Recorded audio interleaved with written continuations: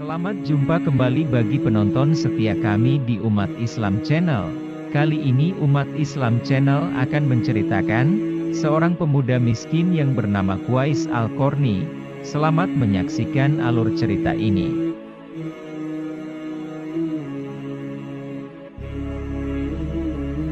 Assalamualaikum warahmatullahi wabarakatuh. Bismillahirrahmanirrahim. Wassalatu wassalamu ala asrafil anbiya'i wal mursalin Sayyidina Muhammadin wa ala alihi wa sahbihi ajma'in. Amma ba'duh. Para pemirsa Umat Islam Channel, kita di kesempatan ini akan menceritakan seorang pemuda, yaitu Uwais Al-Qarni, yang mana Al-Qarni itu kalau dibahasakan Arab, penghuni langit. Jadi Al-Qarni itu di dalam bahasa Arab dimaknakan penghuni langit. Pada zaman itu hiduplah seorang pemuda dengan ibundanya. Mereka berdua hidup berdampingan dengan ibundanya yang sudah lumpuh. Dan Uwais Al-Qarni juga mempunyai penyakit yang tak lain. Penyakit itu kalau zaman sekarang bisa dikatakan kusta. Jadi seluruh badan pemuda Uwais waktu itu bulat-bulat putih, seperti bercak-bercak putih. Dikisahkan pada suatu hari pemuda Uwais dipanggil oleh ibundanya. "Wahai anakku sayang, kemarilah." Ibundanya berkata kepada pemuda Uwais. Lantas pemuda Uwais waktu itu menghampiri ibunya. "Baik ibunda, ada yang bisa Uwais bantu untuk ibunda." "Wahai anakku yang soleh," kata ibunda Uwais, "sepertinya ibunda ini tidak akan lama lagi untuk menemanimu di dunia. Tapi sebelum ibunda pergi untuk selama-lamanya, ibunda ingin sekali melakukan ibadah haji ke Baitullah anakku. Apakah engkau bisa membantu ibunda untuk menunaikan ibadah haji?" Beliau bilang begitu kepada anaknya. Lantas pemuda Uwais berkata kepada ibundanya, "Insya Allah wahai ibuku tercinta, mudah-mudahan Allah memberikan hidayah buat ibunda bisa sampai di tanah suci Mekah nantinya." Semenjak percakapan itu, kata-kata ibunda Uwais ini selalu terngiang di telinga pemuda Uwais waktu itu. Tiap hari dan tiap malam pemuda Uwais selalu berdoa kepada Allah, "Ya Allah, semoga hamba yang lemah ini, semoga hamba yang miskin ini bisa membantu ibu melaksanakan ibadah haji menghadap rumahmu ya Allah." Itulah doa seorang anak yang soleh buat keperluan ibundanya. Setelah itu Allah memberikan sedikit rezeki buat pemuda Uwais. Setelah Uwais mempunyai sedikit uang, Uwais menemui pedagang domba waktu itu, dan Uwais ingin membeli seekor domba dari pedagang tersebut. karena uang Uwais Al-Qarni cuma mempunyai sedikit, Uwais Al-Qarni hanya bisa membeli seekor anak domba yang masih kecil. Tapi walaupun Uwais waktu itu hanya bisa membeli seekor domba yang kecil, tak henti-hentinya Uwais memanjatkan puji syukur kehadirat Allah dan selalu berdoa kepada Allah. Ya Allah, terima kasih Engkau telah menitipkan rezeki buat saya dan bisa saya belikan domba. Setelah pemuda Uwais mempunyai seekor domba kecil, sehari-harinya pemuda Uwais mengembala. Dan disitulah letak keanehan seorang pemuda Uwais. Setiap kali ingin mengembala domba tersebut, Uwais selalu menggendong domba kecil tersebut untuk dibawa naik bukit dan dibawa turun bukit. Tatkala pemuda Uwais ingin mengembala, dia dengan setia menggendong domba kecil untuk menaiki bukit. Setelah hari senja, Uwais Al-Qarni tak henti-hentinya menyayang domba tersebut, dibawa turun dengan cara digendong. Itulah yang dilakukan Uwais Al-Qarni selama 8 tahun. Sampai-sampai masyarakat Yaman waktu itu bilang sama tetangga-tetangganya, lihatlah, Uwais mungkin sudah gila. Tiap pagi menggendong domba, sore pun menggendong domba. Masa ada domba yang mau digembala selalu digendong?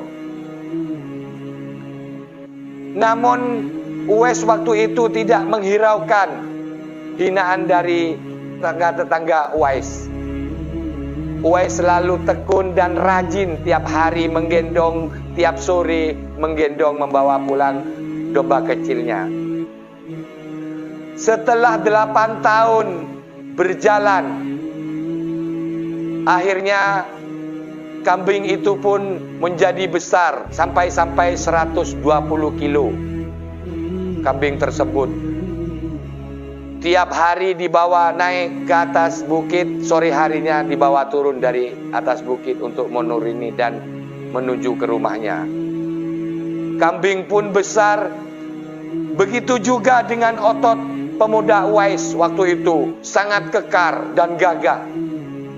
Itulah sebetulnya tujuan Uwais.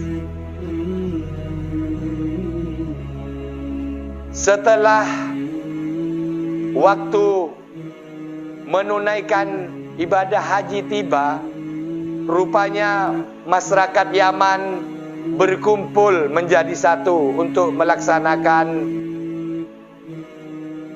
haji bersama-sama dari Yaman menuju kota Mekah. Pada saat kerumunan itu sudah berkumpul, datanglah pemuda Uwais waktu itu sambil menggendong ibunya yang lumpuh. Barulah semua masyarakat Yaman sadar tatkala itu bahwa tujuan Uwais tidak lain hanyalah selama 8 tahun hanyalah dibuat latihan untuk menggendong ibunda tercintanya dari Yaman menuju kota Mekah. Itulah pengabdian seorang anak kepada orang tuanya yang begitu luhur, yang begitu mulia budi pekertinya. Lantas bagaimana dengan kita sebagai umat Islam, sebagai umat Rasulullah? Seharusnya kita mencontoh pemuda Uwais.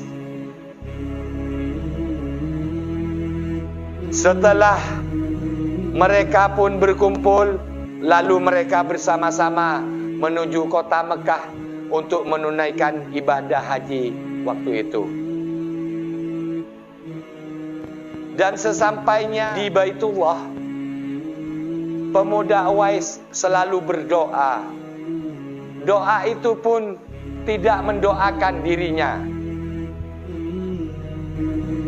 Uwais Al-Qarni selalu berdoa dan memanjatkan doa kepada Allah. Ya Allah, ampunilah ibunda hamba, ya Allah. Ya Allah, ampunilah abi hamba, ya Allah. Itulah yang selalu keluar dari bibir mulia seorang pemuda Uwais.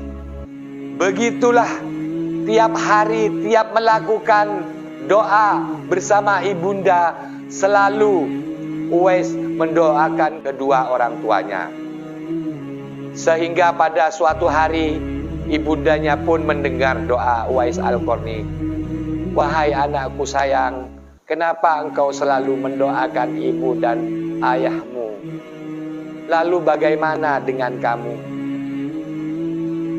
Apa yang dijawab oleh seorang anak yang soleh?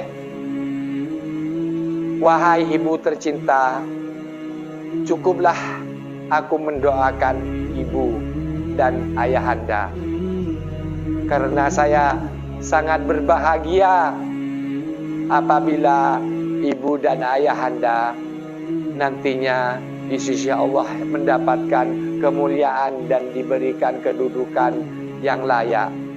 Apalagi ibunda menempati Firdaus. Cukuplah ibu yang senang.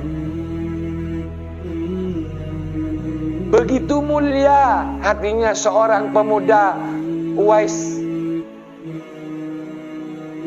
sehingga tidak memperdulikan dirinya, hanya orang tua yang selalu didoakan. Makanya buat pemirsa channel Umat Islam, mari kita lihat kehidupan Uwais, seorang pemuda miskin. Tatkala itu Uwais berpenyakitan yang berbintik-bintik. Kalau penyakit sekarang semacam penyakit kusta. Pada hari terakhir menyelesaikan ibadah haji, Uwais dikabulkan oleh Allah doanya, hingga penyakitnya disembuhkan oleh Allah Subhanahu wa ta'ala. Dan disisakan sedikit di telapak tangannya masih berbekas putih. Setelah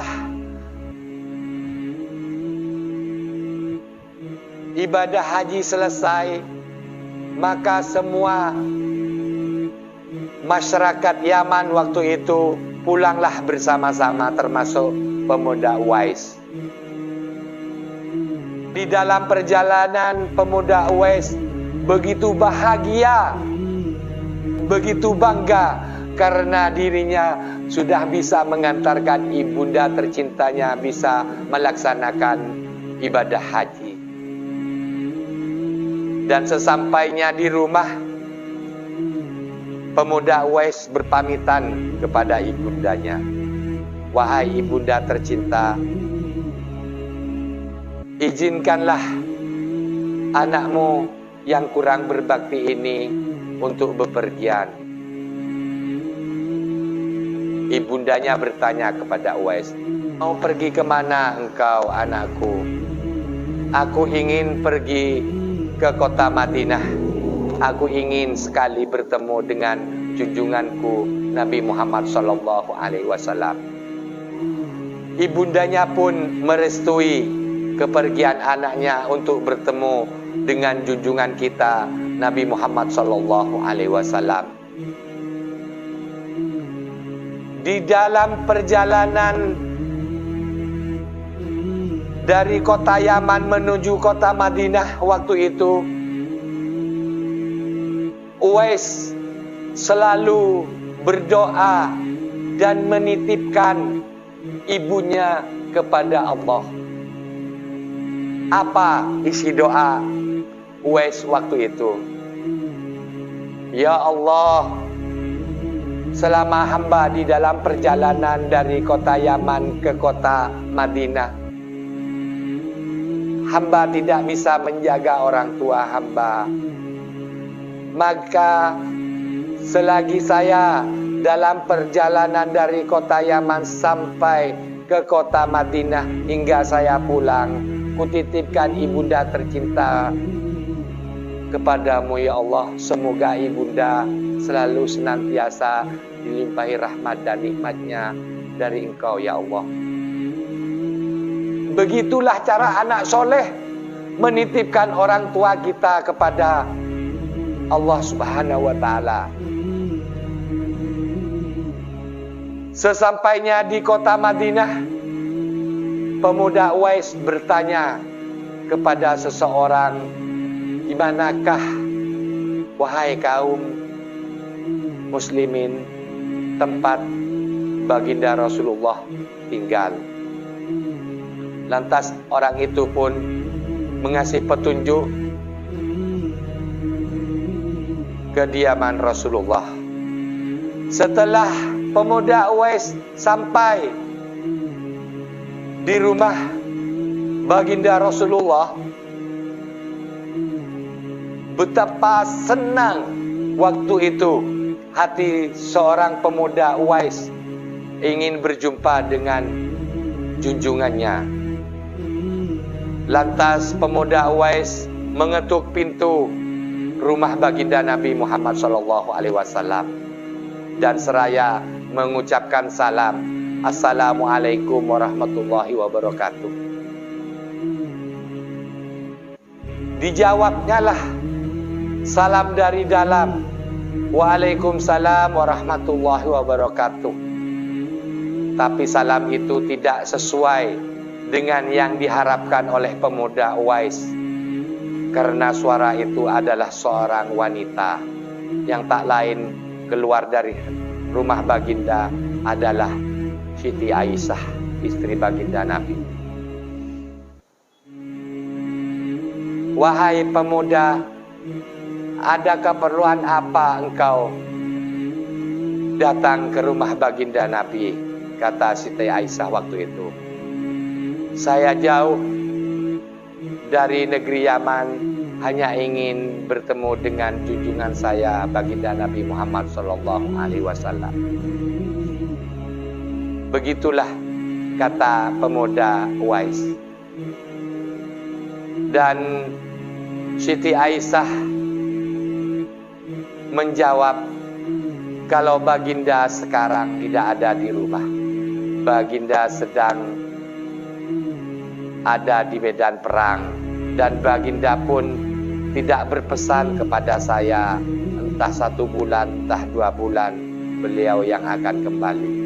Yang jelas baginda sekarang ada di medan perang." Dengan tersenyum walaupun kecewa, Uwais berkata kepada istri baginda, "Wahai wanita yang soleh, izinkan saya untuk pulang karena di rumah ada seorang ibu yang memerlukan bantuan dari saya. Karena ibu lumpuh, tidak bisa berbuat apa-apa. Daripada saya berlama-lama menunggu Rasulullah, saya lebih baik pulang." Disitulah hati pemuda Uwais berkecamuk antara cintanya kepada Nabi Muhammad SAW dan kepada ibundanya.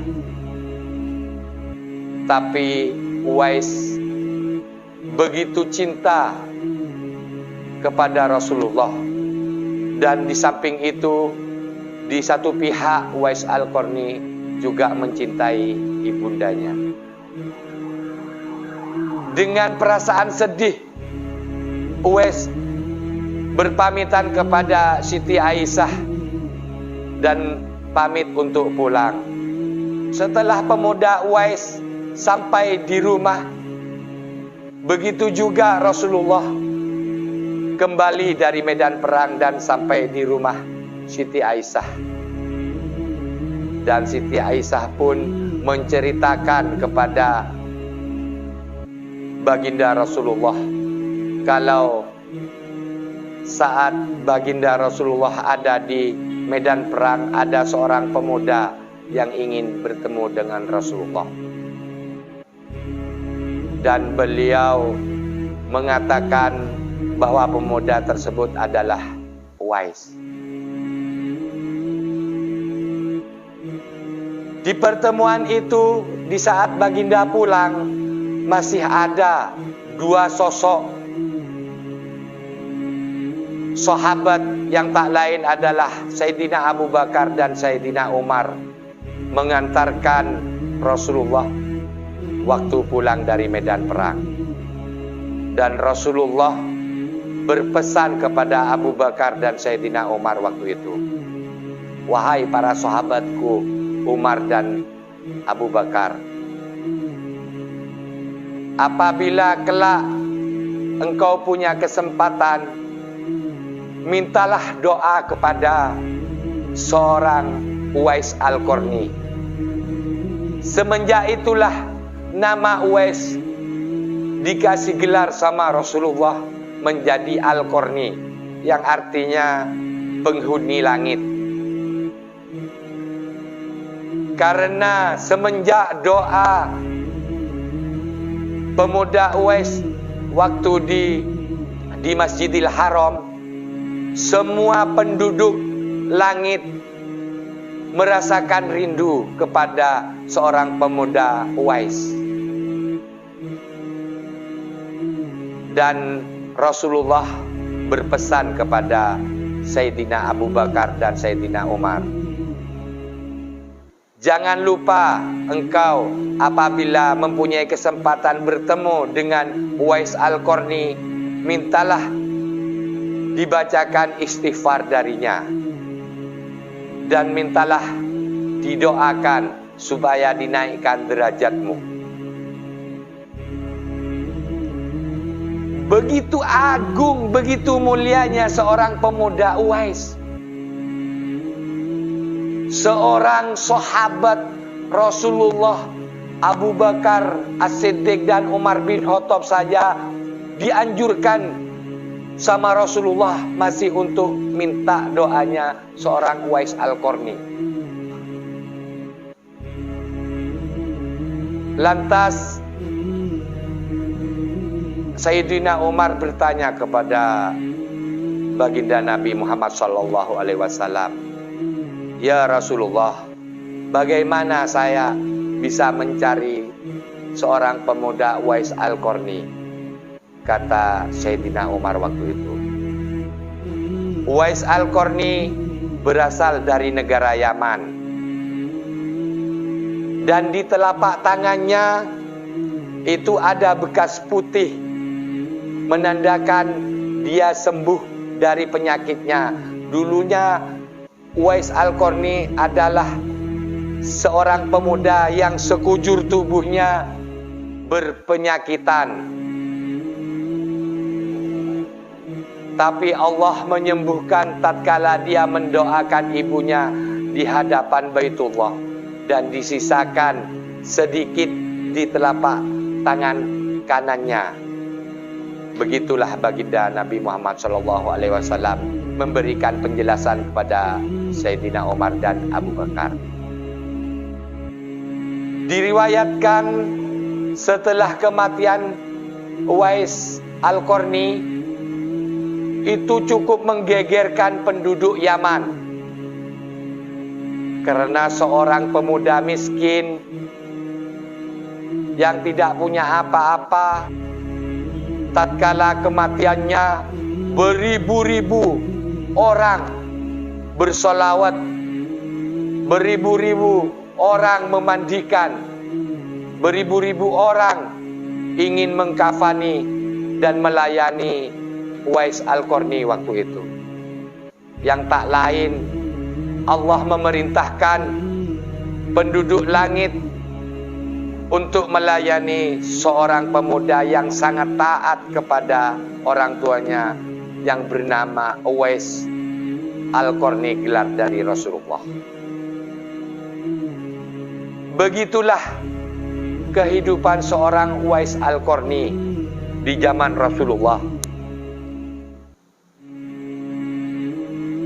Makanya Cak Ipul berpesan kepada pemirsa Umat Islam Channel, mari kita semua, mumpung ibunda kita masih hidup, ayahanda kita masih hidup, marilah tingkatkan untuk meningkatkan bakti kita kepada kedua orang tua kita. Walaupun kita sebagai anak tidak bisa memberikan harta atau menyenangkan beliau, setidaknya kita bisa melayani beliau dengan baik. Itulah sekedar pesan dari saya. Tentunya saya tidak sebaik pemuda Uwais Al-Qarni.